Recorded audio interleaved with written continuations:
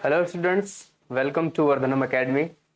आज हम लोग सुपर टेट यानी जो शिक्षक भर्ती परीक्षा होती है उसके कुछ इंपॉर्टेंट क्वेश्चंस जीएस और जीके के यानी हिस्ट्री, जियोग्राफी और यानी जितने भी पार्ट्स हैं जीएस और जीके के सबसे थोड़े थोड़े क्वेश्चंस लिए गए हैं। ठीक है, जो इंपॉर्टेंट्स हैं आने वाले एग्जाम के लिए, आने वाले सुपर टेट यानी शिक्षक भर्ती परीक्षा के लिए। ठीक, तो हम लोग कुछ क्वेश्चंस देखेंगे जीके और जीएस के क्वेश्चंस के बारे में। ठीक, आप लोग जल्दी से जुड़ जाएं। ये मैराथन क्लास है, हर सर अपनी अपनी टॉपिक्स लेकर आएंगे। तो सबसे पहले हम लोग जीके और जीएस के कुछ इंपॉर्टेंट क्वेश्चंस के बारे में देखेंगे। पहला क्वेश्चन है इसमें, पहला क्वेश्चन क्या है, नेचुरल हिस्टोरिका किसकी पुस्तक है। देखेंगे इसमें नेचुरल हिस्टोरिका किसकी पुस्तक है, यानी किसके बुक का नाम क्या है, नेचुरल हिस्टोरिका। यहां से हम कई यानी हर ऑप्शंस को अच्छे से देखेंगे, कॉपी और पेन लेकर बैठेंगे और हर क्वेश्चंस को नोट करते हुए चलेंगे। नेचुरल हिस्टोरिका ये एक पुस्तक है, एक बुक है, ये किसकी है। तो हमारे पास चार ऑप्शंस हैं, हेरोडोट्स, प्लिनी, टॉल्बी एंड मेगास्थनीज। चारों ऑप्शंस आप आराम से देखेंगे, ठीक है, और अपना आंसर करेंगे। पहला ऑप्शन इसमें है हेरोडोट्स, दूसरा है प्लिनी, ठीक है, तो और तीसरा टॉल्मी और मेगास्थनीज। कॉपी और पेन लेकर बैठेंगे। पहला नेचुरल हिस्टोरिका के जो बुक है उसके लेखक हैं, उनका नाम है प्लिनी। क्या नाम है? प्लिनी नाम है उनका, ठीक है, यानी नेचुरल हिस्टोरिका जो बुक है वो किसके हैं? प्लिनी। अब चारों ऑप्शंस हम लोग देखेंगे। हेरोडोट्स हैं, इन्हें कहा जाता है फादर ऑफ हिस्ट्री और इनके बुक का नाम है हिस्टोरिका। ये ध्यान रखेंगे, हिस्टोरिका अगर सिर्फ पूछेगा तो वो हेरोडोट्स की बुक होगी, और अगर प्लिनी पूछेगा, ठीक है, प्लिनी, तो वो नेचुरल हिस्टोरिका, उनकी प्लिनी का बुक का नाम है नेचुरल हिस्टोरिका। ठीक है, सब लोग जुड़ जाएं। हेलो, सब लोग जुड़ जाएं। पहला यह है नेचुरल हिस्टोरिका। देखें पहला आंसर गलत है, ठीक है, नेहा मिश्रा करें पहला आंसर, पहले का पहला। यहां पे क्वेश्चन ध्यान से देखें, नेचुरल हिस्टोरिका जो है वो प्लिनी का बुक का नाम है, लेकिन हेरोडोट्स के बुक का नाम क्या है? हिस्टोरिका है। ध्यान से देखें। टॉल्मी है एक, इनके बुक का नाम है जियोग्राफिका। क्या है? जियोग्राफिका।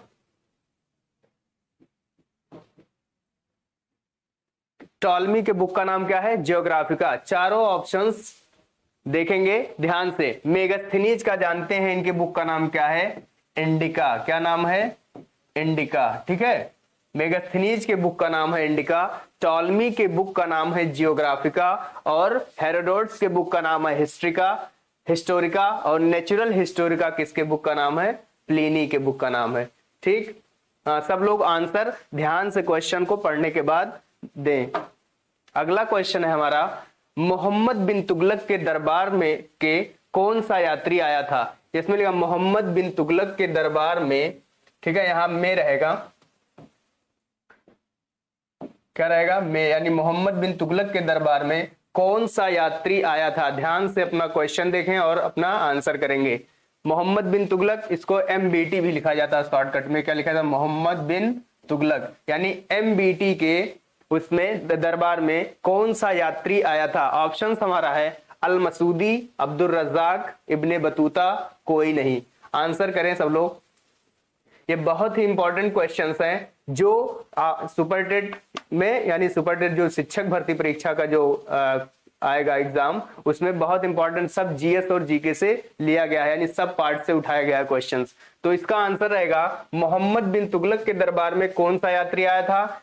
तो इसमें आएगा इब्ने बतूता। कौन आया था? Ibn Battuta. इसके बारे में थोड़ी सी जानकारी ये रखेंगे कि इब्ने बतूता जो था वो कहाँ का रहने वाला था? मोरक्को।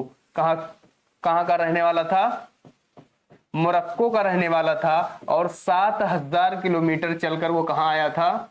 7000 किलोमीटर चलकर वो किसके दरबार में पहुंचा था? मोहम्मद बिन तुगलक के दरबार में पहुंचा था। ठीक है, मोहम्मद बिन तुगलक के दरबार में कौन पहुंचा था? Ibn Battuta. यहां पे एक क्वेश्चन और ध्यान में रखेंगे कि मोहम्मद बिन इब्ने बतूता का जो बुक का नाम क्या है? वो है रहेला। क्या बुक का नाम उसका है? रहेला।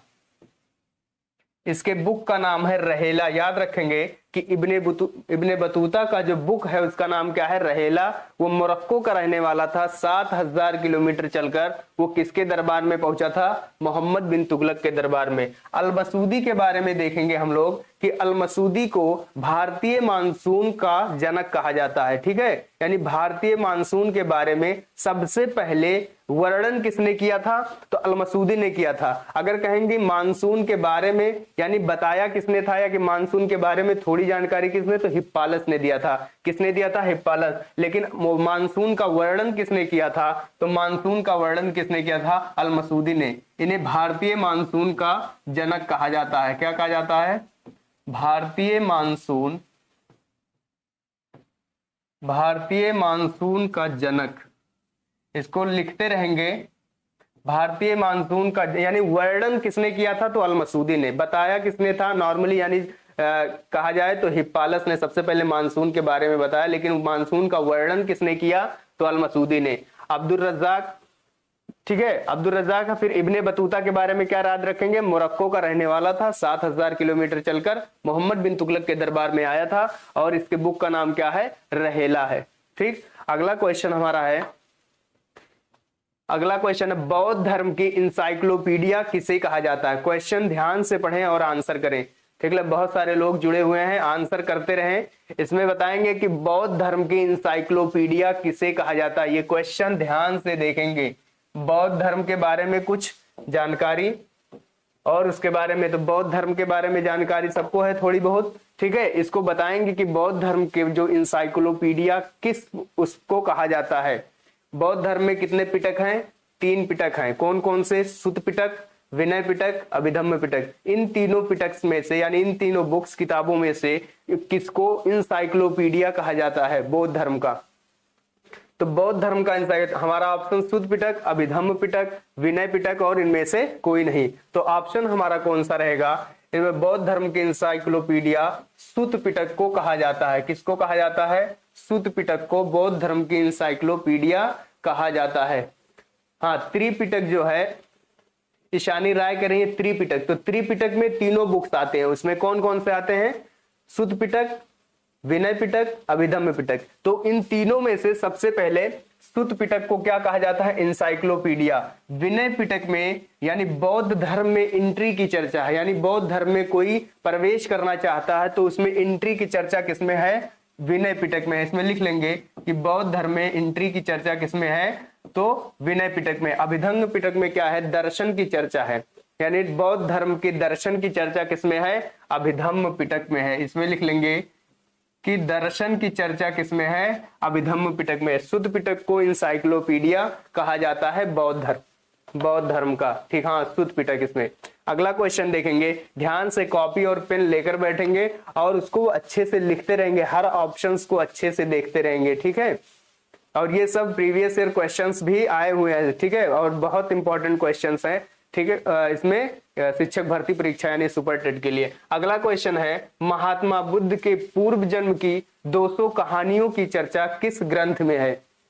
ठीक है, तो महात्मा बुद्ध के बारे में जानेंगे और उनके पूर्व जन्म की यानी जन्म से पहले के 200 कहानियां, यानी महात्मा बुद्ध के जन्म के पहले की 200 कहानियों की चर्चा किस ग्रंथि में है। तो ये बताएंगे, हमारे पास ऑप्शन है सुत पिटक, विनय पिटक, अभिधम्म पिटक, जातक। ये 4 ऑप्शंस है हमारे पास। इसमें बताएंगे कि बौद्ध धर्म की जो महात्मा बुद्ध के पूर्व जन्म की 200 कहानियों की चर्चा किस पिटक में है। तो अभी हम बताए सुत पिटक में। ये क्या है, ये इंसाइक्लोपीडिया है। किसका,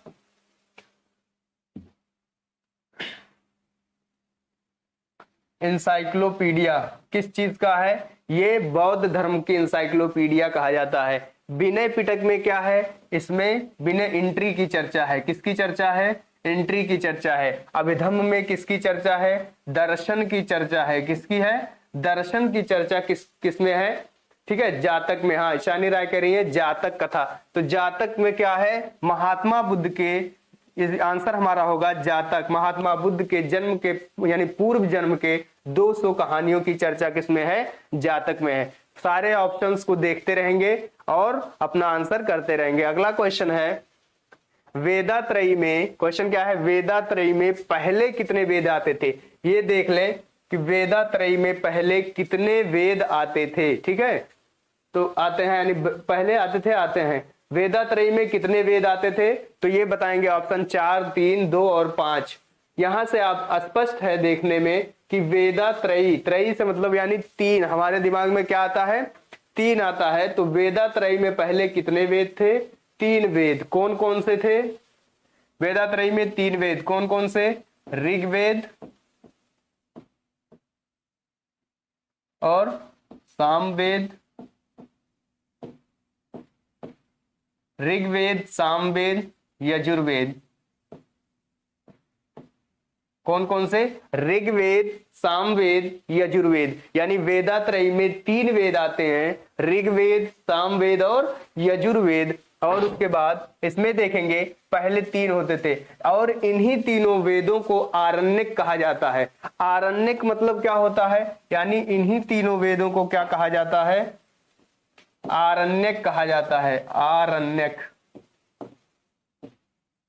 क्वेश्चन पूछेगा कि आरण्यक में कितने वेद आते हैं, तो यही 3 वेद आते हैं, ऋग्वेद, यजुर्वेद और सामवेद। इन तीनों वेदों को, आरण्यक का मतलब होता है ऐसी पुस्तक जो जंगल में लिखी गई हो। अरण्य मतलब क्या होता है, जंगल की पर्यायवाची, अरण्य, वन, विपिन, कानन, जंगल, अटवी। तो आरण्यक क्या होता है, ठीक है, जो बुक या जो किताब या जो वेद जंगल में लिखी गई है उसे आरण्यक कहा जाता है। तो ये इसी में तीनों आते हैं, ऋग्वेद, सामवेद, यजुर्वेद। क्वेश्चन आएगा कि निम्न में से आरण्यक नहीं है, ऑप्शन में क्या रहेगा, अथर्ववेद। क्या रहेगा, अथर्ववेद, वो आरण्यक नहीं है। तो हमारा ऑप्शन क्या रहेगा, 3। यानी वेदात्रयी में पहले कितने वेद थे, 3। और वेद टोटल कितने हैं, 4। कौन कौन से, ऋग्वेद, सामवेद, यजुर्वेद और अथर्ववेद। अब इसमें सबके अलग अलग चर्चाएं हैं, ऋग्वेद के ज्ञाता कौन होते हैं, सामवेद के ज्ञाता कौन है, यजुर्वेद के ज्ञाता कौन है, ठीक है, और अथर्ववेद के ज्ञाता क्या है। हर वेद का एक एक उपवेद है, क्या है, हर वेद का एक एक उपवेद भी है और उस उपवेद का कोई ब्राह्मण ग्रंथ भी है। ठीक है, उपवेद के भी ज्ञाता होते हैं और उनका ब्राह्मण ग्रंथ भी होता है। आगे क्वेश्चन है, अगला क्वेश्चन है हमारा, ऋग्वेद के ब्राह्मण ग्रंथ का क्या नाम है। देखो अभी हम बता रहे थे ऋग्वेद में, ऋग्वेद के ज्ञाता कौन है, उसका ब्राह्मण ग्रंथ कौन है। ऐसे सब वेदों का ज्ञाता और ब्राह्मण ग्रंथ याद हमें करना, एक क्वेश्चन यहां से पक्का आता है। ठीक है, ऋग्वेद के ब्राह्मण ग्रंथ, कौन से ग्रंथ का नाम, यानी ऋग्वेद का जो ब्राह्मण ग्रंथ है उसका नाम क्या है। पहला ऑप्शन है पंचविश, गोपथ, ऐत्रेयी, कास्तकी। क्या लिखा है, ऐत्रेयी, कास्तकी और तैत्रेय, शतपथ। इसको याद रखेंगे तो ऐत्रेयी, कास्तकी, ऐत्रेयी इस तरह से लिखा जाता है, ऐत्रेयी, ठीक है, ऐत्रेयी, कास्तकी, तैत्रेय, शतपथ। ये 4 ऑप्शन है हमारा। ऋग्वेद के ब्राह्मण ग्रंथ कौन सा होता है बताएंगे आप लोग, 6वें का 4 या तो हाँ 6वें का क्या है, तैत्रेय, शतपथ। तो तैत्रेय, शतपथ नहीं है, ऋग्वेद का जो ब्राह्मण ग्रंथ है वो है ऐत्रेयी, कास्तकी। क्या है, ऐत्रेयी, कास्तकी। इससे याद रखेंगे कि ऋग्वेद के, इससे एक ट्रिक याद रखेंगे, एक क्या, एक ऋग्वेद है, एक वेद है, उसका क्या ब्राह्मण ग्रंथ एक है, यानी ऐत्रेय, कास्तकी। अब पंचविश भी है, गोपथ भी है। देखो गोपथ में याद रखेंगे अथर्ववेद का, किसका, अथर्ववेद का, अथर्ववेद यानी अथर्ववेद का क्या है, ब्राह्मण ग्रंथ है गोपथ। क्या है, अथर्ववेद का ब्राह्मण ग्रंथ गोपथ है। और पंचविश किसका है, तैत्रेय, शतपथ किसका है, ये बताएंगे आप लोग। पंचविश किसका है और तैत्रेय, शतपथ किसका है। तो पंचविश का याद रखेंगे सामवेद। क्या याद रखेंगे, सामवेद।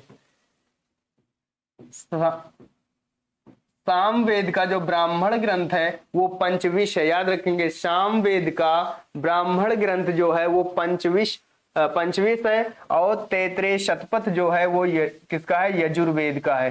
किसका है, यजुर्वेद का जो ब्राह्मण ग्रंथ है वो है ऐत्रेयी, शतपथ। एक क्वेश्चन बताएंगे, ऋग्वेद के ज्ञाता को क्या कहा जाता है। ऋग्वेद के ज्ञाता को क्या कहा जाता है, ठीक है, ऋग्वेद के ज्ञाता को क्या कहा जाता है, हम लोग देखेंगे। यहां पे क्वेश्चन आएगा, ऋग्वेद ऋग्वेद के ज्ञाता, और उसके बाद आएगा सामवेद, आएगा यजुर्वेद, फिर अथर्ववेद। ध्यान से देखेंगे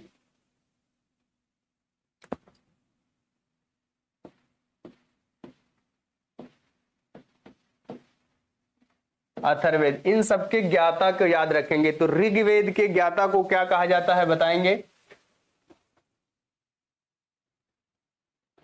ऋग्वेद के ज्ञाता को कहा जाता है होत्री। क्या कहा जाता है? होत्र कहा जाता है। ऋग्वेद के ज्ञाता को होत्र कहा जाता है। याद रखेंगे इसको कि ऋग्वेद के ज्ञाता को होत्र कहा जाता है। सामवेद के ज्ञाता को बताएंगे क्या कहा जाता है? सामवेद के ज्ञाता को क्या कहा जाता है? यजुर्वेद के ज्ञाता को क्या कहा जाता है? और अथर्ववेद के ज्ञाता को, अथर्ववेद के ज्ञाता को कहा जाता है ब्रह्मा। क्या कहा जाता है? ब्रह्मा। क्या कहे? अथर्ववेद के ज्ञाता कौन है? ब्रह्मा। ऋग्वेद के ज्ञाता को होत्री कहा जाता है, ब्रह्मा। और यजुर्वेद के ज्ञाता को अधर्यु कहा जाता है। क्या कहा जाता है? अधर्यु। यजुर्वेद के ज्ञाता को अधर्यु कहा जाता है। याद रखेंगे ये चीज कि यजुर्वेद के ज्ञाता को क्या कहा जाता है? अधर्यु कहा जाता है। और सामवेद के ज्ञाता को उद्गाथा कहा जाता है। क्या कहा जाता है? उद्गाथा। क्या कहा जाता है? उद्गाथा कहा जाता है। कहीं कहीं उत्गाथा लिखा रहता है, कहीं कहीं उद्गाथा लिखा रहता है। तो इसको याद रखेंगे कि ऋग्वेद के ज्ञाता को होत्री कहा जाता है, सामवेद के ज्ञाता को उद्गाथा कहा जाता है, यजुर्वेद के ज्ञाता को अधर्यु कहा जाता है, अथर्ववेद के ज्ञाता को ब्रह्मा कहा जाता है। क्वेश्चन आएगा कि ऋग्वेद में क्या है? तो ऋग्वेद में यानी मंत्रों की चर्चा है। किसकी चर्चा है? मंत्रों की चर्चा किसमें है? ऋग्वेद में है। सामवेद में संगीत की चर्चा है। याद रखेंगे कि सामवेद में किसकी चर्चा है? संगीत की चर्चा। देखो, सा से सामवेद और सा से संगीत, इस तरह याद रखेंगे। सामवेद में किसकी चर्चा? संगीत की चर्चा है। यजुर्वेद में किसकी? युद्ध की चर्चा है। ठीक है, युद्ध की चर्चा किसमें है? यजुर्वेद में। अथर्ववेद में जादू टोना और वशीकरण की चर्चा है। इसको याद रखेंगे कि जादू टोना और वशीकरण की चर्चा किसमें है? ये अथर्ववेद में है। और इसका सबका ब्राह्मण ग्रंथ भी होता है। और ये क्या है? ज्ञाता है। यजुर्वेद, ऋग्वेद के ज्ञाता होत्री, सामवेद के ज्ञाता उद्गाथा, और यजुर्वेद के ज्ञाता को अधर्यु, और अथर्ववेद के ज्ञाता को ब्रह्मा कहा जाता है। ठीक, और ब्राह्मण ग्रंथ बता दिए हैं इसमें। इसका अलग अलग उपवेद भी होता है। जैसे ऋग्वेद का उपवेद आयुर्वेद। ठीक है, इसका अगर उपवेद याद करना है, यहाँ पे लिख लेंगे आप लोग। क्या कहते हैं इसको? ज्ञाता। ये तो वेदों का नाम हो गया, ये वेद हो गए, ये ज्ञाता हो गया। यहाँ पे लिख लेंगे उपवेद। क्या? उपवेद। ठीक है, इसका नाम लिख लेंगे कि उपवेद क्या? तो ऋग्वेद का उपवेद है आयुर्वेद। क्या है? आयुर्वेद। याद रखेंगे इसको। ऋग्वेद का जो उपवेद है उसे क्या कहते हैं? आयुर्वेद कहते हैं। ऋग्वेद का उपवेद आयुर्वेद। ज्ञाता कौन है? होत्री है। और उसके बाद सामवेद का बताएंगे। सामवेद के ज्ञाता को नारद कहा जाता है। क्या कहते हैं? सामवेद के का उपवेद है नारद। ठीक है, सॉरी, सामवेद का जो उपवेद है उसे कहते हैं गंधर्ववेद। क्या कहते हैं? गंधर्ववेद। सामवेद का उपवेद गंधर्ववेद होता है। और गंधर्ववेद के ज्ञाता को नारद कहा जाता है। ठीक, उसके बाद आएगा यजुर्वेद के ज्ञाता को धनुर्वेद कहते हैं। क्या कहते हैं? धनुर्वेद। यजुर्वेद के ज्ञाता को धनुर्वेद कहते हैं। ये नोट कर लेंगे आप लोग अच्छी तरीके से। अच्छा, दिखाई नहीं दे रहा, सेंटर में लिखें सर, प्लीज सेंटर में लिखें आप। सब छुप जा रहा है। ठीक है, सेंटर में लिख रहे हैं, इसको देखेंगे।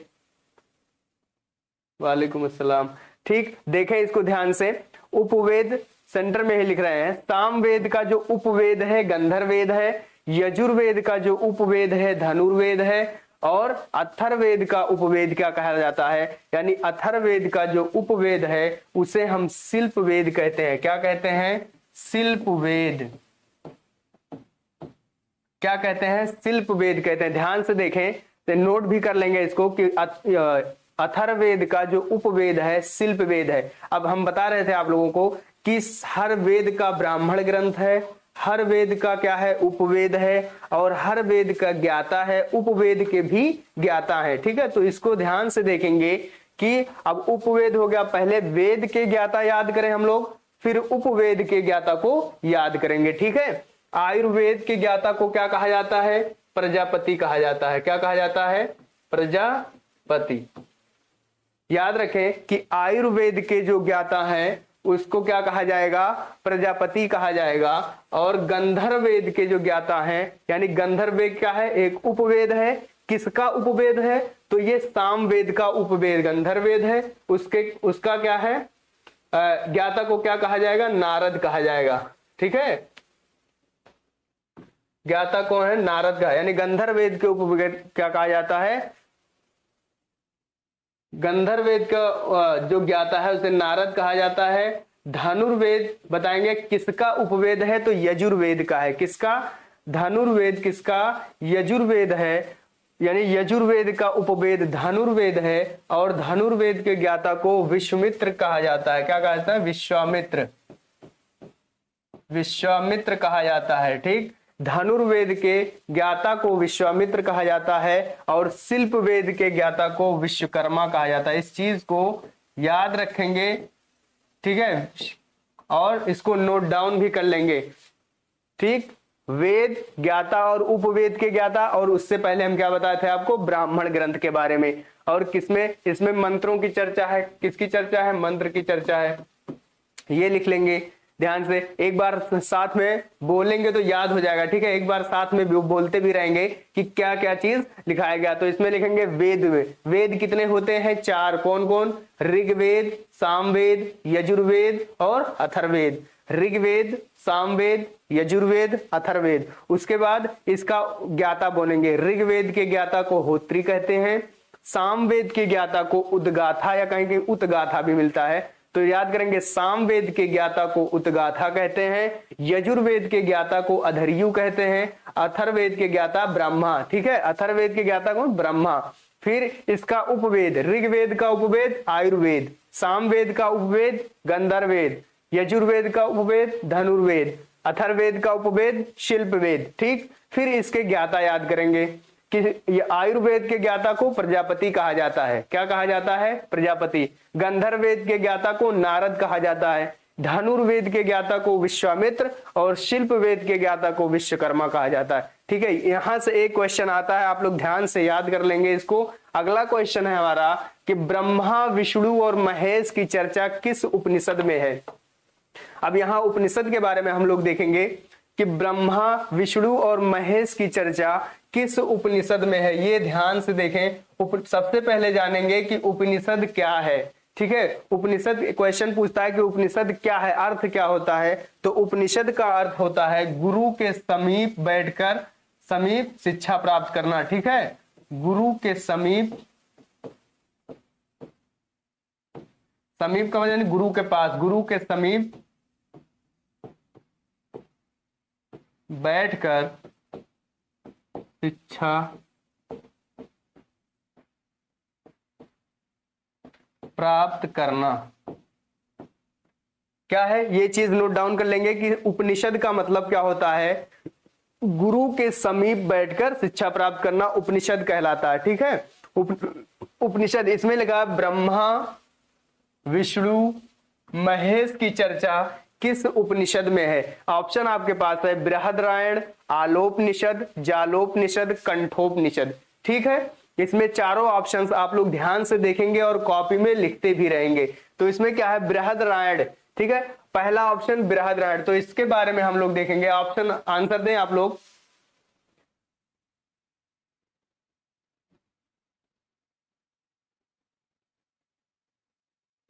बालकेश यादव, यादव बालकेश। अरे भैया दबा के पढ़ाओ, दबा के पढ़ा रहे हैं आप, दबा के पढ़िए भाई। ठीक है, बहुत इंपॉर्टेंट क्वेश्चन है ये सब। बालकेश यादव हमारे क्लासमेट भी हैं, बालकेश यादव, और बहुत गुड पर्सन भी है। ब्रह्मा, विष्णु और महेश की चर्चा किस उपनिषद में है? इसको ऑप्शन कीजिए आप लोग। 7 का फर्स्ट बृहदारण्य ध्यान से ऑप्शन कीजिए, इसमें बृहदारण्य उपनिषद नहीं है, यानी ब्रह्मा विष्णु और महेश की चर्चा इसमें है, जालोपनिषद में इसकी चर्चा है। ये चीज याद रखें। देखिए एक चीज आता है कि सत्यमेव जयते की चर्चा किसमें है, मुंडकोपनिषद में। ये क्वेश्चन बहुत बार पूछा जा चुका है और बहुत यानी पुराना हो चुका है, ठीक है। तो इसको आप लोग क्या करेंगे, ठीक है, ये याद रखेंगे, वो यानी सत्यमेव जयते हर किसी को पता हो गया। तो ये चीज नया क्वेश्चन याद करें कि ब्रह्मा विष्णु और महेश की चर्चा किसमें है, जालोपनिषद में है। बृहदारण्य उपनिषद के बारे में, ये सबसे पहला उपनिषद है, ठीक है। ये कैसा है, सबसे पहला उपनिषद है और सबसे बड़ा भी है। क्या है, सबसे पहला उपनिषद है और सबसे बड़ा उपनिषद कौन सा है, बृहदारण्य उपनिषद। इसको याद रखेंगे, ये बृहद इस तरह से लिखा जाएगा, बृहदारण्य उपनिषद। इसको याद रखेंगे, बृहदारण्य उपनिषद, ठीक है। यहां से ये कट रहेगा, बृहदारण्य उपनिषद याद रखेंगे, सबसे पहला भी है और सबसे बड़ा भी है। और उसके बाद जालोपनिषद में ब्रह्मा विष्णु और महेश की चर्चा है। आलोपनिषद में किसकी चर्चा है, याद रखेंगे, आलोपनिषद में, इसमें आलोपनिषद में क्या है, ये सबसे बाद का उपनिषद है। क्या है, सबसे बाद का उपनिषद जो है वो आलोपनिषद है। इसमें लिख लेंगे कि सबसे बाद का उपनिषद है, बाद यानी सबसे बाद का उपनिषद आलोपनिषद। सबसे पहला बृहदारण्य और सबसे बड़ा भी है।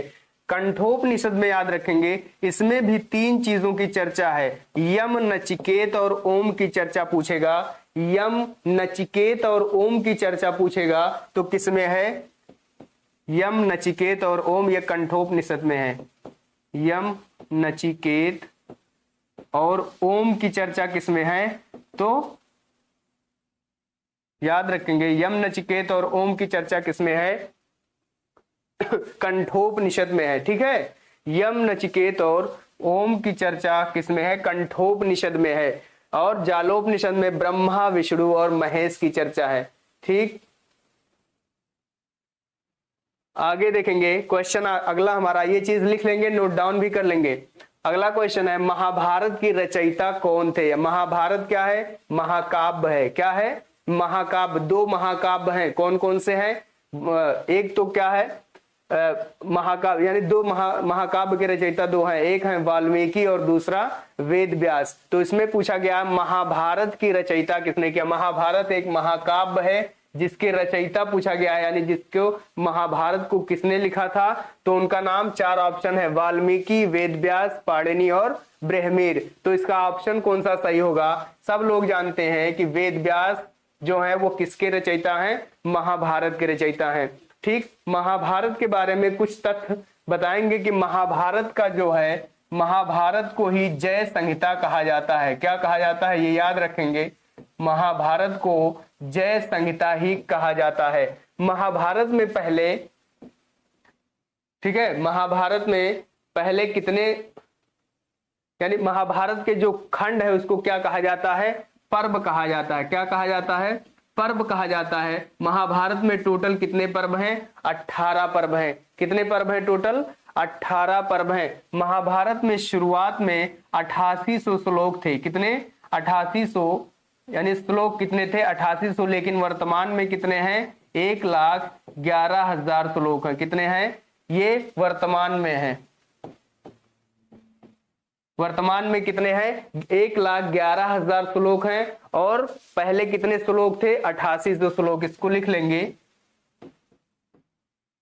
और वर्तमान में 1,11,000 श्लोक हैं, ठीक। वर्तमान महाभारत में जो है उस खंड को क्या कहा जाता है, पर्व कहा जाता है। महाभारत में कुल कितने पर्व हैं, 18 पर्व हैं, ठीक है। महाभारत में कुल कितने पर्व, 18 पर्व हैं। और 18 पर्व में, ठीक है, सबसे जो एक पर्व है उसका नाम है भीष्म पर्व। क्या है, भीष्म पर्व। भीष्म पर्व, यानी महाभारत में जो पर्व है, सबसे इंपॉर्टेंट पर्व जो है उसमें कौन है, भीष्म पर्व है। और भीष्म पर्व को ही में ही किसकी चर्चा है, गीता, यानी भगवत गीता। इसी भीष्म पर्व को भगवत गीता या गीता कहा जाता है, भगवत गीता या सिर्फ गीता। लोग कहते नहीं गीता पे हाथ रख के कसम खाओ, तो ये है कौन सा, महाभारत का एक सबसे जो इंपॉर्टेंट पर्व है वो भीष्म पर्व है। और भीष्म पर्व को ही भगवत गीता या गीता कहा जाता। महाभारत के बारे में ये कुछ तथ्य जानकारियां थी जिनको हम क्या करेंगे, याद करेंगे। ठीक, उसके बाद पाणिनि क्या है, इनके एक पुस्तक का नाम है, उसका नाम है अष्टाध्यायी। पुस्तक का क्या नाम है, अष्टाध्यायी। यहां पे लिख लेंगे अष्टाध्यायी।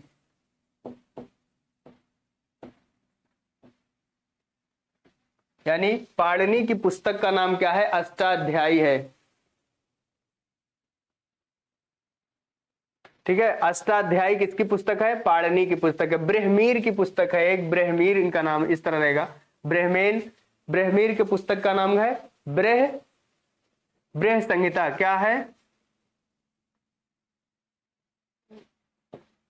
बृहद संहिता। क्या है, बृहद संहिता। इनकी पुस्तक का नाम है बृहद संहिता। ब्रह्मीर, पाणिनि की पुस्तक अष्टाध्यायी। महाभारत के रचयिता कौन है, व्यास व्यास। और वाल्मीकि का बताएंगे आप लोग, किसने क्या लिखा था, वाल्मीकि ने कौन सा महाकाव्य लिखा था, रामायण। सब लोगों को पता है कि वाल्मीकि ने कौन सा लिखा था, रामायण लिखा था। ठीक है, अगला क्वेश्चन हमारा है, वैदिक काल में इंद्र देवता की चर्चा कितनी बार है। ध्यान से देखें कि वैदिक काल में इंद्र देवता की चर्चा कितनी बार है। किस काल में, वैदिक काल में इंद्र देवता की चर्चा। सबसे पहले देखेंगे कि वैदिक काल में इंद्र देवता को और क्या क्या कहा जाता था, तो इन्हें पुरंदर भी कहा जाता था। क्या कहा जाता था, पुरंदर भी आ सकता है, वर्षा के देवता भी आ सकता है। ठीक है, पुरंदर, वर्षा के देवता भी, और इंद्र तो रहता है। इसकी चर्चा कितनी बार है, तो 250 बार है। ये चीज याद रखेंगे कि वैदिक काल में इंद्र देवता की चर्चा कितनी बार है, 250 बार है। इंद्र देवता को पुरंदर या युद्ध क्या कहते हैं, वर्षा के देवता भी कहा जाता था इन्हें वैदिक काल में।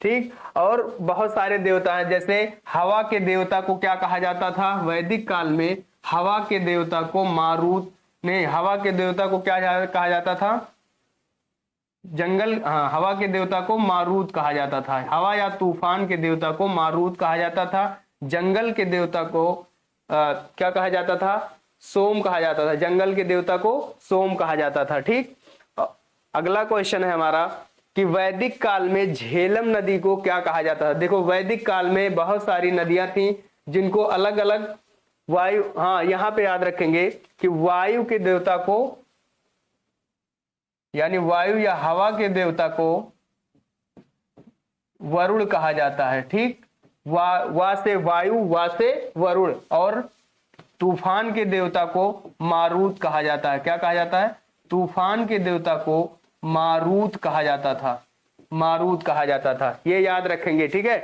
अगला क्वेश्चन था कि वैदिक काल में झेलम नदी को, यानी वैदिक काल में जो नदियां थी उनका अलग अलग नाम था, तो इसमें झेलम नदी को किस नाम से जाना जाता था। ये याद रखेंगे कि वैदिक काल में मलिकजाज, 250 सही आंसर है आपका। ठीक है, झेलम नदी को क्या कहा जाता था, क्वेश्चन है विपाशा, वितस्तता, अस्कनी और सदानीरा। सदनीरा नहीं है इसमें, सदानीरा आ बढ़ा लेंगे। ठीक है, विपाशा, वितस्तता, अस्कनी और सदानीरा। तो झेलम नदी को वितस्तता कहा जाता था। याद रखेंगे कि वैदिक काल में झेलम नदी को वितस्तता कहा जाता था और व्यास नदी को विपाशा कहा जाता था। क्या कहा जाता था, विपाशा। याद रखेंगे, विपाशा, व्यास को विपाशा, झेलम को वितस्तता, अस्कनी को कहा जाता था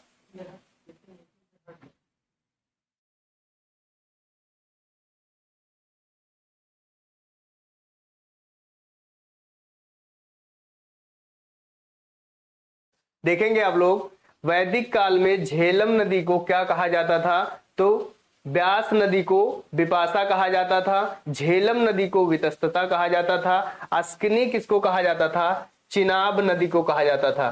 देखो, याद करने का तरीका, हम कोई ना कोई कीवर्ड ढूंढ लिया करें। क्या ढूंढे, कीवर्ड। हाँ, मलिक एजाज ने दिया था वितस्तता कहा जाता है, सही है, अस्कनी। ठीक है, तो देखो अश्क मतलब भी क्या होता है, आंसू, यानी इसका मतलब पानी। ठीक है, अश्क, आंसू हम पानी से रिलेट करते हैं। तो पानी हो गया। और चिनाब मतलब भी क्या होता है, पानी। तो इस तरह याद रखेंगे कि चिनाब यानी इसमें भी आब है और इसमें भी, यानी पानी इसमें भी है, पानी इसमें, यानी चिनाब को कैसे याद रखेंगे, अश्किनी से। झेलम वितस्तता यानी जो बहुत व्यस्त होता है, ठीक है, ज्यादा व्यस्त होता है, वो बहुत कुछ झेलता है, तो झेलम को वितस्तता। और व्यास को विपाशा से याद कर लेंगे।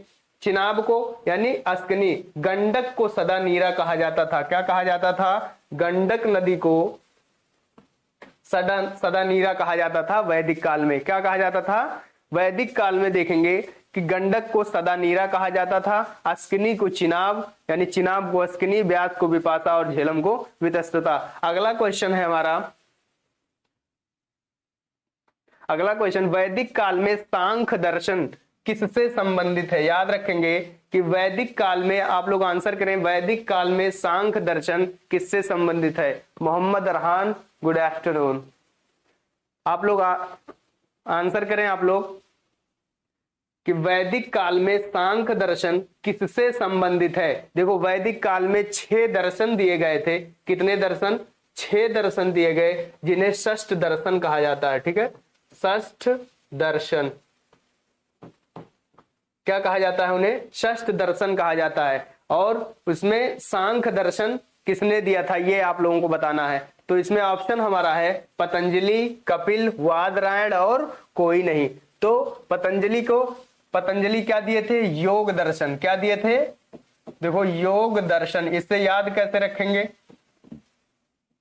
जो योग कराते हैं पतंजलि वाले बाबा, वहां से याद रखेंगे कि पतंजलि योग दर्शन किसने दिया, पतंजलि ने दिया। कपिल ने क्या दिया था, सांख्य दर्शन। यानी हमारा आंसर क्या होगा, कपिल, यानी कपिल ने क्या दिया था, सांख्य दर्शन। और वादरायण किसने क्या दिया था, उत्तर मीमांसा। क्या दिया था, उत्तर मीमांसा। उत्तर मीमांसा किसने दिया था, यानी उत्तर मीमांसा दिया था वादरायण। और सांख्य दर्शन कपिल, योग दर्शन पतंजलि से संबंधित है। सांख्य दर्शन किससे संबंधित है, याद रखेंगे, कपिल से संबंधित है। और कितने वैदिक काल में कितने दर्शन थे, 6 दर्शन, जिन्हें षष्ठ दर्शन कहा जाता था। अगला क्वेश्चन हमारा है, 16 महाजनपद की चर्चा किस बौद्ध ग्रंथ में है। ये ध्यान से देखें, 16 महाजनपद, महाजनपद की संख्या कितनी है, 16 है। एक क्वेश्चन याद रखेंगे कि महाजनपद से एक क्वेश्चन क्या याद रखेंगे कि सिंधु सभ्यता के बाद, ध्यान से सुने क्वेश्चन, सुमिरन कह रही है सेक्टर प्रमाण, प्रणाम गुरुदेव।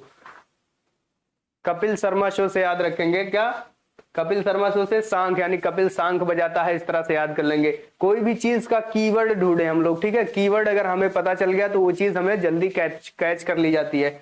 यहाँ 16 महाजनपद की चर्चा किस बौद्ध ग्रंथ से है। तो सबसे पहले हम महाजनपद के बारे में देखते हैं कि महाजनपद, यानी 16 महाजनपद में, महाजनपद के बारे में एक एक फैक्ट याद रखेंगे कि सिंधु सभ्यता के बाद, किसके बाद, सिंधु सभ्यता के बाद दूसरी यानी सेकंड नंबर की जो शहरी सभ्यता थी या नगरीय सभ्यता थी, वो कौन सी सभ्यता थी, यानी किसे कहा जाता है, 16 यानी महाजनपद को, यानी दूसरी नगरीय जो सभ्यता है वो महाजनपद को कहा जाता है सिंधु सभ्यता के बाद। उसके बाद यहां से याद रखेंगे कि बौद्ध धर्म किस बौद्ध ग्रंथ में 16 महाजनपद की चर्चा है, तो वो है अंगुत्तर निकाय। पहला ऑप्शन हमारा क्या है, अंगुत्तर निकाय में। याद रखेंगे कि अंगुत्तर निकाय में 16 महाजनपद की चर्चा है। ललित विस्तार से क्या याद रखेंगे कि महात्मा बुद्ध की जीवनी किस ग्रंथि में है, यानी किस बौद्ध ग्रंथ में महात्मा बुद्ध की जीवनी की चर्चा, जीवनी है वो ललित विस्तार। तो ललित विस्तार में महात्मा बुद्ध की क्या है, जीवनी।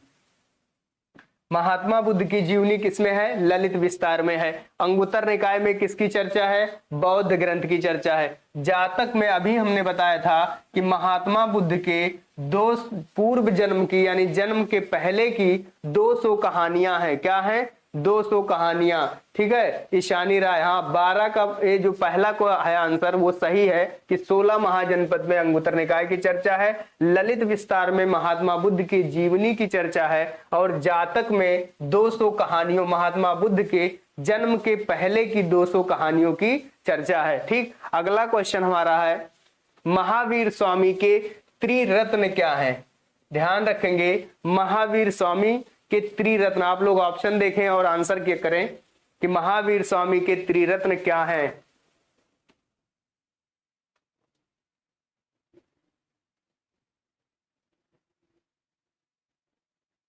Option is not visible. Malik Ijaz कह रहे हैं option is not visible. Option नहीं दिख रहा है क्या? कमेंट करके बताएंगे ऑप्शन दिख रहा है कि नहीं दिख रहा है।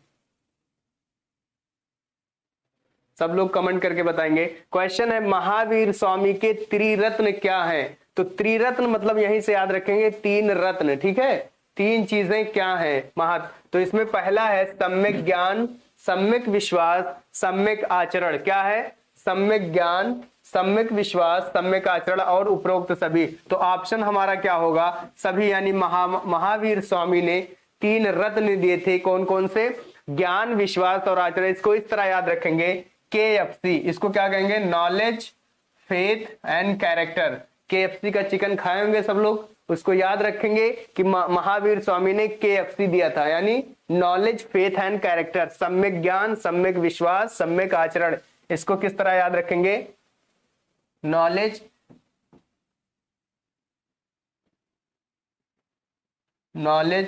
Faith and character. ठीक, इसको इस तरह याद रखेंगे कि महावीर स्वामी ने क्या दिया था? KFC दिया था, यानी नॉलेज, फेथ, कैरेक्टर, सम्यक ज्ञान, सम्यक आचरण और सम्यक विश्वास। ध्यान से देखें,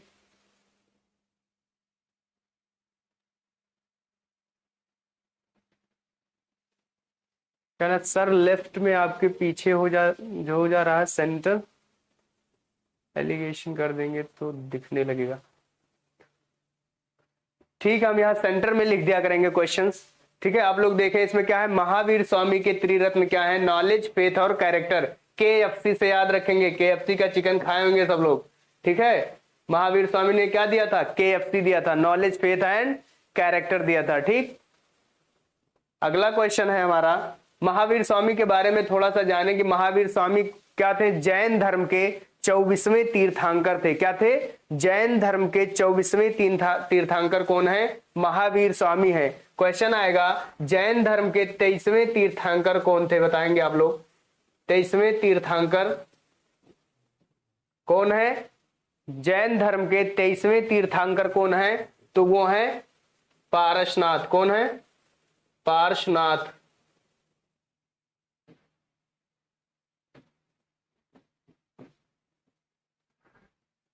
तेईसवें तीर्थंकर पारसनाथ। 24वें तीर्थंकर कौन है? इसमें लिख लेंगे कि 24वें तीर्थंकर हैं महावीर स्वामी। कौन है? महावीर स्वामी। ठीक, अगला क्वेश्चन है हमारा, शाक्य मुनि किसे कहा जाता है? क्वेश्चन ध्यान से देखें कि शाक्य मुनि किसे कहा जाता है?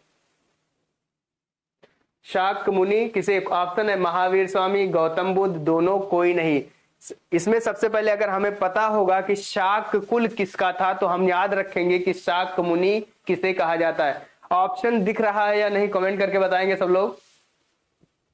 ऑप्शन दिख रहा है या नहीं दिख रहा है? शाक्य मुनि किसे कहा जाता है? ऑप्शन हमारा महावीर स्वामी, गौतम बुद्ध, दोनों या इनमें से कोई नहीं।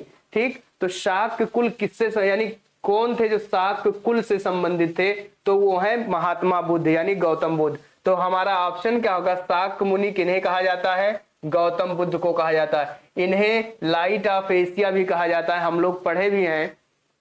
पहला महावीर स्वामी, महावीर स्वामी नहीं होंगे क्योंकि शाक्य कुल से जो रिलेटेड है, जो संबंधित है, उनका नाम वो है गौतम बुद्ध। इनका है शाक्य कुल से संबंधित है, इनका कुल का नाम यानी क्या था? शाक्य था। इन्हें लाइट ऑफ एशिया भी कहा जाता है। क्या कहा जाता है? लाइट ऑफ एशिया भी कहा जाता है। शाक्य मुनि या तथागत कनक मुनि भी कहा जाता है। क्या कहा जाता है? तथागत कनक मुनि, शाक्य मुनि या लाइट ऑफ एशिया भी गौतम बुद्ध को कहा जाता है। महावीर स्वामी के बारे में अभी बताएं, ये 24वें तीर्थंकर हैं जैन धर्म के। ठीक है, इन्होंने क्या दिया था? KFC दिया था, नॉलेज, फेथ और कैरेक्टर, त्रिरत्न दिया था। और बुद्ध यानी बौद्ध धर्म में को जो रत्न दिए थे वो क्या था? 4 रत्न, यानी बौद्ध धर्म में 4 सत्य की बात की गई थी। जो 4 उसमें क्या था कि संसार, पहला था कि संसार दुखों से भरा हुआ है, हर दुख का कोई ना कोई कारण है और हर कारण पे इच्छा पाई जा सकती है। ठीक है, अगला क्वेश्चन है हमारा, महात्मा बुद्ध के गुरु का क्या नाम था? ध्यान से देखें क्वेश्चन और ऑप्शन करें। ठीक है, ऑप्शन करें, क्या महात्मा बुद्ध के गुरु का क्या नाम था, यानी उन्हें वास्तविक गुरु किन्हें माना था, किन्हें कहा जाता है महात्मा बुद्ध के? ऑप्शन आपके सामने है, आप लोग इसको देखें और करें। ठीक, महात्मा बुद्ध के गुरु का नाम क्या था? पहला है रुद्रक नाम, अलार कलाम, दोनों, इनमें से कोई नहीं। आप लोग ऑप्शन करेंगे इसमें से महात्मा बुद्ध के गुरु का नाम। तो महात्मा बुद्ध के गुरु का नाम क्या था? रुद्रक राम। इन्हें वास्तविक गुरु क्या कहा जाता है? रुद्रक राम को कहा जाता है। अलार कलाम, इन्होंने रुद्रक राम से योग दर्शन की क्या ली थी? शिक्षा ली थी। किससे? योग दर्शन की शिक्षा किससे ली थी? रुद्रक राम से। और सांख्य दर्शन की शिक्षा किससे ली थी? अलार कलाम से ली थी। ये अभी नोट कर लेंगे आप लोग, सांख्य दर्शन की शिक्षा किससे ली थी? अलार कलाम से ली थी। किसने? महात्मा बुद्ध ने। और इनके गुरु का नाम क्या था? रुद्रक राम था। इसको नोट भी कर लेंगे आप लोग। ऑप्शन दिख रहा है कि नहीं दिख रहा? आप लोग कमेंट करके बताएंगे इसमें ऑप्शन दिख रहा है कि नहीं दिख रहा है। अगला क्वेश्चन है हमारा, अगला क्वेश्चन, पहली बौद्ध संगति कहां हुई थी? अब देखें, बौद्ध धर्म में बहुत 4 संगतियां हुई। कितनी हुई हैं? 4 संगतियां। जैन धर्म में 2 संगतियां हुई, अभी बता रहे हैं। पहले देखें, पहली बौद्ध संगति क्या पूछा है कि पहली बौद्ध संगति कब हुई थी? ठीक है, कहां हुई थी? हम बौद्ध संगति के बारे में बता रहे हैं। पहले, सबसे पहले हम लोग देखेंगे यहाँ पे बौद्ध धर्म में जो संगतियां हुई हैं, बौद्ध धर्म में यहां देखेंगे,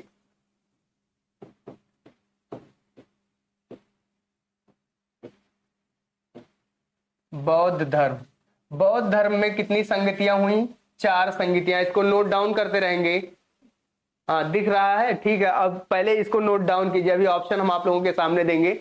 बौद्ध धर्म में कितनी संगतियां हुई? 4 संगतियां हुई। तो इसको याद कैसे रखेंगे? पहली बौद्ध संगति कब हुई और कहां हुई? इसको याद रखेंगे 4, इस तरह याद रखें, 483, 383, 483, 383, ठीक है, 255 और पहली सदी यानी पहली ईस्वी। ठीक है, 483 ईसा पूर्व, ये कब है? ईसा पूर्व है। बीसी का मतलब ईसा पूर्व। इसको याद रखें इस तरह। पहले एक एक चीज याद करते हुए चलें। ठीक, पहला, बौद्ध धर्म की संगतियां कैसे याद रखेंगे? पहले डेट याद करें, 483, 383, 483, 383, 255 पहली सदी। किस तरह याद रखेंगे? साथ में बोले, 483, 383, 255 पहली सदी, यानी 483 ईसा पूर्व पहली संगति हुई थी। दूसरी संगति हुई थी 383 ईसा पूर्व, तीसरी हुई थी 255 ईसा पूर्व, और चौथी कब हुई थी? पहली ईस्वी में यानी पहली सदी में। ठीक है, तो ये कैसे याद रखेंगे? इसको साथ में बोले एक बार फिर से, 483, 383, 255 पहली सदी। ठीक है, कहां पे हुई थी ये चीज याद रखें। 483 यानी जो पहली हुई थी, ये किसका मैप है? ये बिहार का मैप है। ठीक, शॉर्टकट में हम बना रहे हैं, ये किसका मैप है? बिहार का। अब यहां पे लिखेंगे कि बौद्ध धर्म की जो पहली संगति हुई थी वो राजगीर में हुई थी। यहां पे क्या है? राजगीर। ठीक, बौद्ध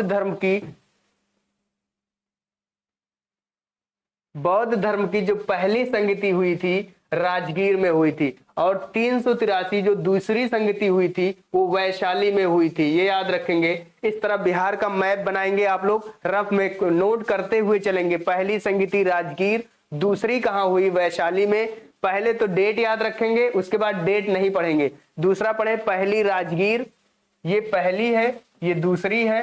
पहली कब हुई? राजगीर में, दूसरी वैशाली में, तीसरी कहां हुई? पाटलिपुत्र में हुई। ठीक है, तीसरी कहां हुई? पाटलिपुत्र में हुई। और चौथी कश्मीर के कुंडल ग्राम में हुई थी। चौथी कहां हुई? कश्मीर का मैप है, कुंडग्राम। ठीक है, कुंडल, कश्मीर के कुंडल वन में हुई थी। ठीक है, कुंडग्राम नहीं है, कुंडल वन में। ठीक, पहला राजगीर, दूसरा वैशाली, तीसरा पाटलिपुत्र और चौथा कुंडलवन कश्मीर में है। ठीक है, तो पहले ये जगह का नाम बाद में याद करें, पहले ये डेट याद कर लें। क्या क्या डेट है साथ में बोलेंगे कि 483, 383, पहली 255 और पहली सदी। कहां पे हुआ था? राजगीर, वैशाली, पाटलिपुत्रा और कुंडलवन कश्मीर में हुआ था।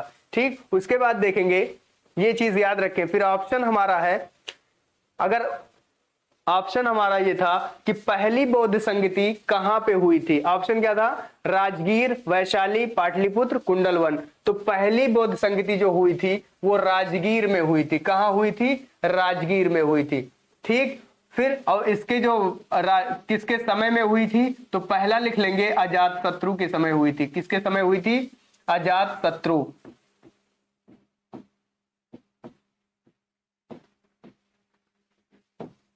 अजात शत्रु के समय में पहला हुई थी। कब हुई थी? अभी को हम बताएं 483 ईसा पूर्व। कब हुई थी? 483 ईसा पूर्व। कहां हुई थी ये भी बताए हैं, राजगीर ऑप्शन में लिखा हुआ है। ठीक है, उसके बाद याद रखेंगे वैशाली, यानी दूसरी जो हुई थी, ये दूसरी हुई थी बौद्ध संगति वैशाली में। कब हुई थी? अजात शत्रु कालाशोक के समय में हुई थी। कब हुई थी? कालाशोक, कालाशोक के समय में हुई थी। कब? 383। ये डेट याद रखना कि 483, 383, 255 पहली सदी। हाँ, फिर याद रखें वैशाली में कालाशोक के समय 383 ईसा पूर्व में हुई थी। तीसरी पाटलिपुत्र में हुई थी। कब? अशोक के समय में। कब? यानी अशोक के शासनकाल में तीसरी बौद्ध संगति हुई पाटलिपुत्र में। ये कब हुई थी? 255 सदी में ईसा पूर्व। कब हुई? 255। कुंडलवन यानी कश्मीर में है, चौथी बौद्ध संगति हुई थी। ये किसके समय में हुई थी? द्वितीय अशोक। द्वितीय आप लोग ऑप्शन कमेंट में बताएंगे कि द्वितीय अशोक किसे कहा जाता है। द्वितीय अशोक किसे कहा जाता है? कमेंट बॉक्स में बताएंगे आप लोग कि द्वितीय अशोक के समय में चौथी बौद्ध संगति हुई थी। और ये कब हुई थी? पहली सदी में, यानी पहली ईस्वी में हुई थी। और द्वितीय अशोक किसे कहा जाता है? तो कनिष्क को कहा जाता है। किसे कहा जाता है? कनिष्क को कहा जाता है। ठीक, ये चारों ऑप्शंस आप लोग कॉपी और पेन लेकर बैठेंगे और सब नोट करते चलेंगे। सब बहुत ही मोस्ट इंपॉर्टेंट क्वेश्चंस हैं, ठीक है, सुपर टेट बैच के लिए। अगला क्वेश्चन हमारा है, मगध पर कितने राजवंशों ने शासन किया। क्वेश्चन देखेंगे, मगध पर यानी 16 महाजनपद के बारे में हम बताएं आप लोगों को कि 16 महाजनपद में जो सबसे बड़ा महाजनपद था वो कौन था? मगध था। मगध पर कितने राजवंशों ने शासन किया, ये क्वेश्चन है आप लोगों के सामने। बताएंगे मगध पर कितने राजवंशों ने शासन किया। पहला ऑप्शन 5, 7, 8, 9। ठीक, तो ये आप लोग बताएं, कमेंट बॉक्स में बताएंगे मगध पर कितने राजवंशों ने शासन किया। तो मगध पर 7 राजवंशों ने शासन किया। ऑप्शन हमारा कौन सा सही होगा? सेकंड, 7 राजवंशों ने शासन किया। इसका एक ट्रिक है, याद रखेंगे, हसीन,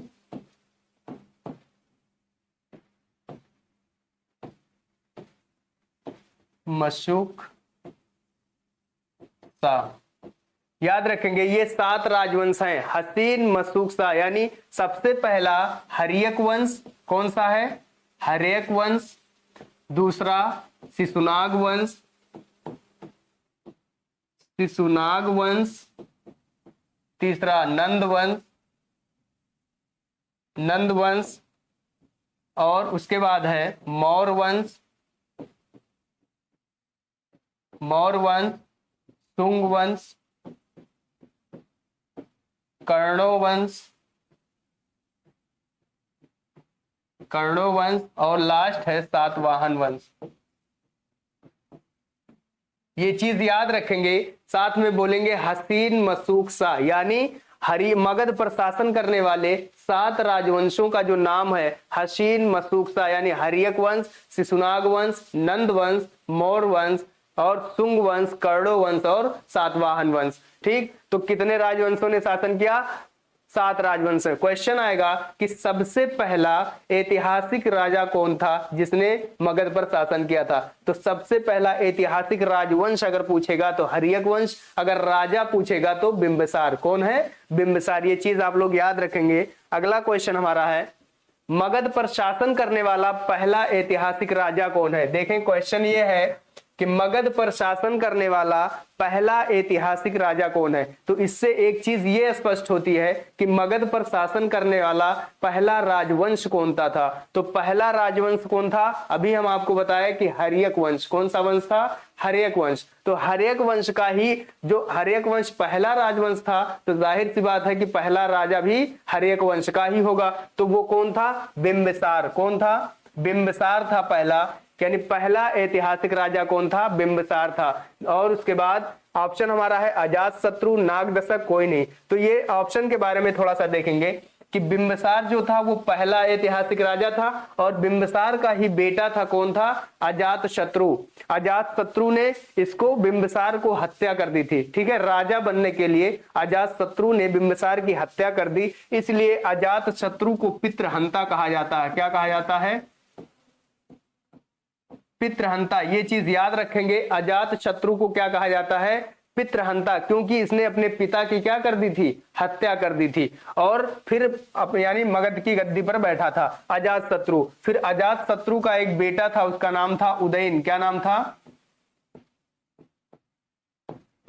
इसका? इसके बेटे का नाम था उदयन, यानी अजातशत्रु के बेटे का नाम था उदयन। जिस उदयन ने भी किसकी हत्या कर दी? अजातशत्रु की हत्या कर दी। तो उदयन को भी क्या कहा जाता है? पितृहंता भी इसे कहा जाता है, क्योंकि इसने भी अपने पिता की क्या कर दी थी? हत्या कर दी थी। इसे भी पितृहंता कहा जाता है, पितृहंता उदयन को। और एक उदयन से एक क्वेश्चन ये इंपॉर्टेंट है कि जो पाटलिपुत्र की शहर की स्थापना किसने की थी? ठीक है, पाटलिपुत्र जो आज पटना के नाम से आज जो बिहार है, उसकी स्थापना किसने की थी? ठीक है, तो उदयन ने की थी। यहां पे लिख लेंगे कि पाटलिपुत्र की स्थापना,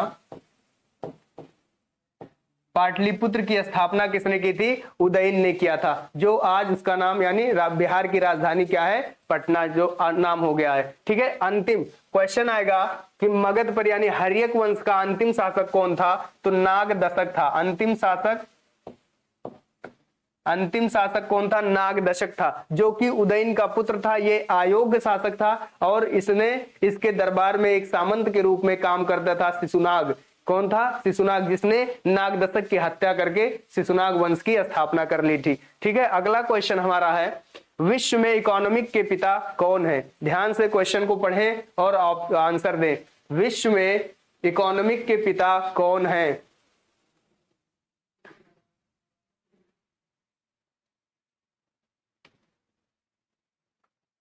विश्व में इकोनॉमिक के पिता कौन है? ऑप्शन आप लोग देखें, 4 ऑप्शन है। एडम स्मिथ, विश्वेश्वरैया, दोनों, कोई नहीं। ऑप्शन दें आप लोग, इसमें से कौन सा सही है? साक्षी गुप्ता, गुड इवनिंग।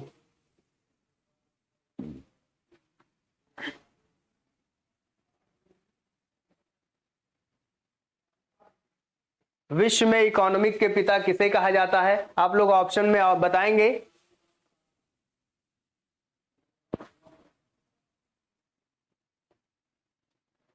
विश्व, हाँ, इकोनॉमिक के पिता। यहां से 2 क्वेश्चन हम लोग याद रखेंगे।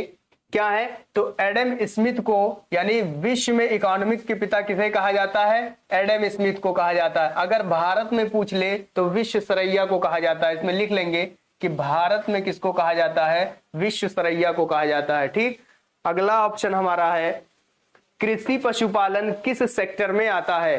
क्या है?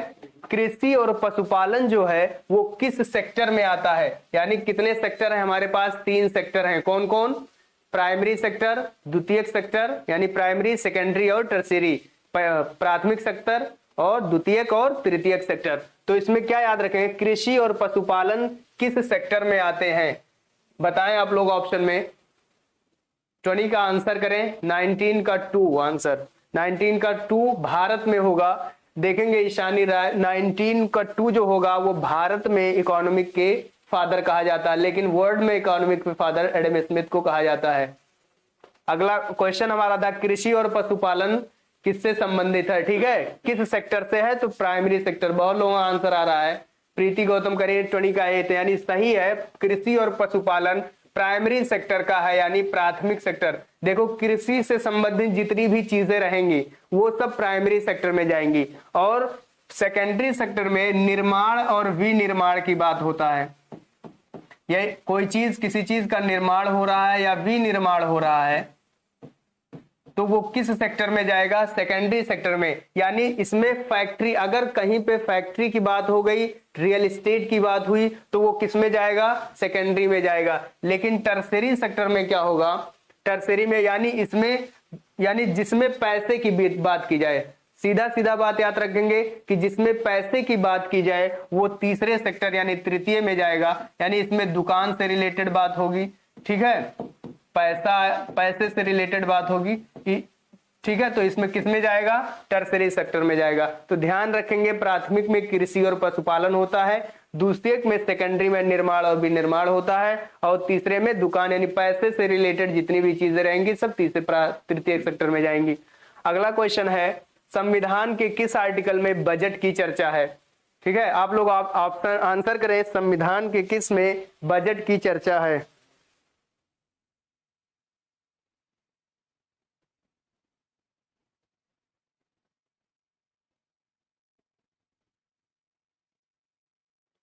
आंसर करें आप लोग, संविधान के किस आर्टिकल में बजट की चर्चा है। पिंकी विश्वास, देखें ऑप्शन के साथ साथ आप लोग आंसर करें, जैसे 20 का एक है तो 21 का एक है, कुछ भी सिर्फ एक दो ना लिखें, पता नहीं चलता इसमें। प्रीति यादव एक कह रही है, किसका एक है ये नहीं पता चल रहा है। प्राइमरी सेक्टर, हाँ प्राइमरी सेक्टर हो गया, ये आंसर करेंगे संविधान के किस आर्टिकल में बजट की चर्चा है। बहुत सारे लोगों का आंसर सही आ रहा है। पुष्पांजलि विश्वकर्मा कह रही है बी, हाँ सही है आंसर। निधि राठौड़ 21 का 112 सही है। नेहा मिश्रा 112, देखें सही है बहुत लोगों का। संविधान के किस आर्टिकल में बजट की चर्चा है, तो वो चर्चा 112 में है। बजट के बारे में 2-3 चीज लिख लेंगे आप लोग कि बजट के बारे में क्या है। देखो संविधान में के 112 आर्टिकल में बजट की चर्चा है, और बजट का मतलब होता है चमड़े का थैला, इसको याद रखेंगे, बजट चमड़े का थैला, ठीक है। और बजट ये किस भाषा का शब्द है, तो फ्रेंच भाषा का शब्द है। ये चीज याद रखें कि बजट जो है वो फ्रेंच भाषा का शब्द है। वो आर्टिकल 112 में संविधान में इसकी चर्चा है, ठीक है। और 112 में बजट की चर्चा, 111 में बताएंगे इसमें राष्ट्रपति के वीटो की चर्चा है। किसमें, 111 में किसकी चर्चा है, 111 में राष्ट्रपति के वीटो पावर की चर्चा है। 113 में विनियोग विधेयक की चर्चा है। किसमें, विनियोग विधेयक की चर्चा किसमें है, 113 में है, ठीक। और 114 में प्राक्कलन की चर्चा है, 114 में प्राक्कलन की चर्चा है, इसको याद रखेंगे आप लोग। 114 में सभी लोगों का आंसर सही था, बजट की चर्चा 112 में है। अगला क्वेश्चन है, डीपीएसपी कहां से लिया गया है। डीपीएसपी का मतलब होता है राज्य के नीति निर्देशक तत्व। क्या है, राज्य के नीति निर्देशक तत्व, यानी डीपीएसपी कहां से लिया गया है। आप लोग ऑप्शन देखें और करें इस क्वेश्चन को कि डीपीएसपी कहां से लिया गया है। डीपीएसपी में जो लाया गया है वो कहां से लाया गया है, तो इसमें ऑप्शन हमारा है आयरलैंड, फिनलैंड, डेनमार्क, कोई नहीं, ठीक। तो डीपीएसपी जो है वो आयरलैंड के संविधान से लाया गया है। ये क्वेश्चन पूछेगा कि आयरलैंड कहां से लेकर आया था, तो आयरलैंड जो है वो स्पेन से लेकर आया था। कहां से लाया था, स्पेन से, ठीक है। आयरलैंड जो है वो स्पेन से लाया था, और हम लोग जो डीपीएसपी लेकर आए हैं, राज्य के नीति निर्देशक तत्व, वो कहां से लाए हैं, आयरलैंड से लाए हैं। अगला क्वेश्चन हमारा है, फंडामेंटल ड्यूटीज की चर्चा किस आर्टिकल में है, ठीक है। यानी मूल कर्तव्य या मौलिक कर्तव्य की जो चर्चा है वो किस आर्टिकल में दिया गया है। ऑप्शन आप लोगों के सामने 50, 44, 51 का ए, 53 का ए। आंसर करेंगे, फंडामेंटल ड्यूटीज का मतलब होता है मूल कर्तव्य या मौलिक कर्तव्य। मूल कर, ये इसकी चर्चा है, यानी किसमें है। एक चीज याद रखें, अधिकार अलग है, मूल अधिकार या मौलिक अधिकार की अलग है वो चीज, और ये मौलिक कर्तव्य या मूल कर्तव्य अलग है। इसकी चर्चा किसमें है, तो आप लोगों के सामने ऑप्शन है, इसको बताएंगे। 23 का सी, हाँ बिल्कुल सही ऑप्शन है प्रीति गौतम का 23 का सी, यानी तीसरा ऑप्शन। 51 के ए में किसकी चर्चा है, फंडामेंटल ड्यूटीज की चर्चा है, ठीक है। 43 के ए में लिखेंगे कामगारों की भागीदारी की चर्चा है, किसमें, कामगारों की भागीदारी।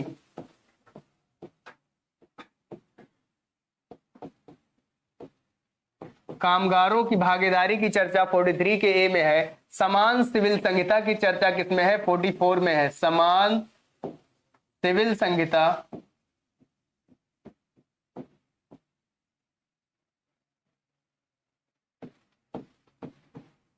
समान सिविल संहिता की चर्चा 44 में है। और 50 में क्या है, 50 में सबसे इंपॉर्टेंट याद रखेंगे कि कार्यपालिका को न्यायपालिका से अलग कर दिया गया। ये आर्टिकल किसमें है, तो ये 50 में है। ये चीज याद रखें कि कार्यपालिका को न्यायपालिका से किस अलग कर दिया गया, ये आर्टिकल किसमें है, कार्यपालिका को अलग कर दिया गया किससे, न्यायपालिका से। ये आर्टिकल किसमें है, 50 में। ये चीजें आप लोग नोट डाउन कर लेंगे कॉपी में, कॉपी और पेन लेकर बैठेंगे, इसको लिख लेंगे। फंडामेंटल ड्यूटीज अलग हैं, ठीक है, और फंडामेंटल राइट्स अलग हैं।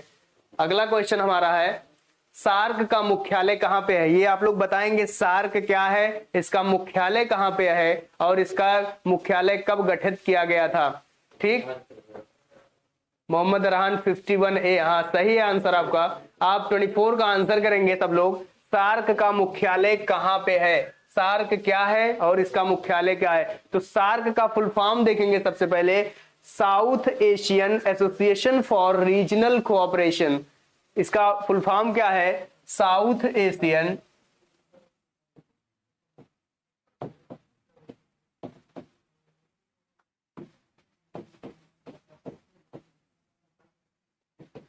South Asian association for regional cooperation.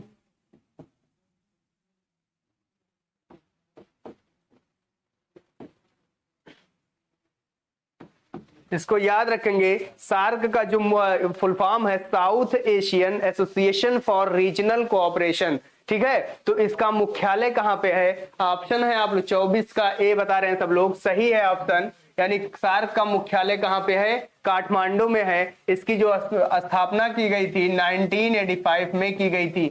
मुख्यालय कहां पे है, काठमांडू में। आप लोग बताएंगे कि सार्क में कितने देश आते हैं, ठीक है। ऑप्शन में क्या आएगा, सार्क में कितने देश आते हैं, आप लोग कमेंट करके बताएं, सार्क में कितने देश आते हैं। अगला क्वेश्चन है, लैंड ऑफ थंडरबोल्ट का देश किसे कहा जाता है, यानी तड़ित झंझावात का देश, यानी वैसा देश जहां पे हमेशा बिजली तड़कती भड़कती रहती है, ठीक है, बादल गरजते रहते हैं, तो उसे लैंड ऑफ थंडरबोल्ट कहा जाता है। क्या कहा जाता है, लैंड ऑफ थंडरबोल्ट कहा जाता है। किस देश को कहा जाता है जहां पे हमेशा बिजली तड़कती भड़कती रहती है। तो ऑप्शन आपके पास श्रीलंका, भूटान, बांग्लादेश, म्यांमार। ऑप्शन आप बताएंगे 25 का कौन सा ऑप्शन सही है। लैंड ऑफ थंडरबोल्ट ऑप्शन है पहला श्रीलंका, भूटान, बांग्लादेश और म्यांमार, ठीक। तो इसका ऑप्शन हो जाएगा भूटान। किसे कहा जाता है, Bhutan. Land of Thunderbolt Bhutan को कहा जाता है, ठीक। अगला, इसमें भूटान के बारे में 2-3 चीजें लिख लेंगे। इसमें 3 परियोजनाएं हैं, क्या है, 3 परियोजनाएं भूटान में है, ताला, चूखा और दुगाछू। इसको याद रखेंगे कि भूटान में 3 क्वेश्चन बजा देता है। कैसे पूछेगा, ताला परियोजना कहाँ है, ऑप्शन में रहेगा अलीगढ़, आप लोग उसको मार देंगे तो अलीगढ़ ताला नगरी कहा जाता है, या ताला उद्योग कहेगा तो वो अलीगढ़ होगा। अगर ताला परियोजना पूछ लिया तो वो भूटान रहेगा। ये 3 परियोजनाएं हैं, याद रखेंगे, ताला, चूखा और दुगाछू। 3 परियोजनाएं भूटान में। लैंड ऑफ थंडरबोल्ट किसे कहते हैं, भूटान को कहते हैं, ठीक। उसके बाद आप लोग बताएं, सार्क में कितने देश पूछे थे अभी को। सार्क में 8 देश आते हैं। कितने आते हैं, 8 देश इसमें है। उनका मुख्यालय काठमांडू में है। उसमें कौन कौन से हैं, मालदीव, श्रीलंका, भारत, पाकिस्तान, अफगानिस्तान, नेपाल, भूटान और बांग्लादेश। ठीक है, फिर से सुने, मालदीव, श्रीलंका, भारत, पाकिस्तान, अफगानिस्तान, नेपाल और भूटान। ये चीज याद रखेंगे। ठीक।